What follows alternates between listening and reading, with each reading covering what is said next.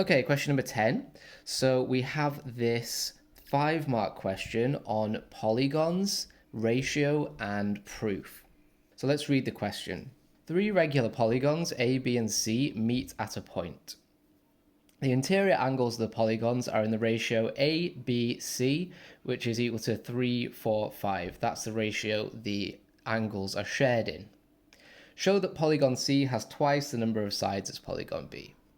Okay, so the first thing I'm going to do is I'm going to determine the size of these angles, and I'm going to do that by taking the amount of degrees that there are on a point, which is 360 degrees, and I'm going to split that into the ratio 3, 4, and 5. I'm going to add these parts together.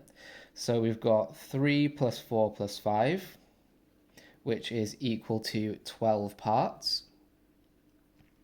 Then I'm going to share these parts into 3, 4, and 5. So I find one part, which is 360 divided by 12. That's 30. And then I'm going to multiply 30 by 3, so I can see that's 90. And 30 times 4, that's 120.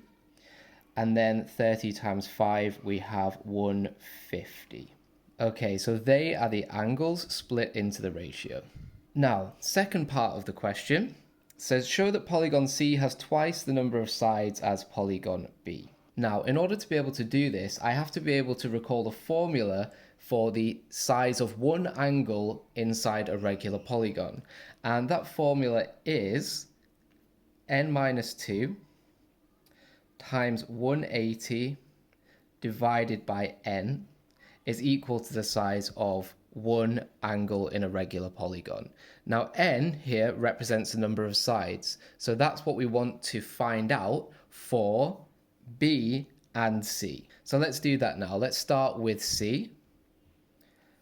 So for C, we've got n minus 2 times 180 divided by n is equal to the size of one of the angles. And what's that? Well, we calculated it up here. It's 150.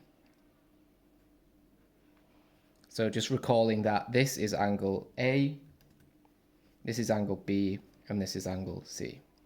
Okay, so now I'm going to simplify this.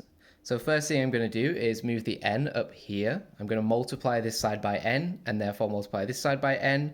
And I'm also going to simplify this top line by multiplying n and minus 2 by 180.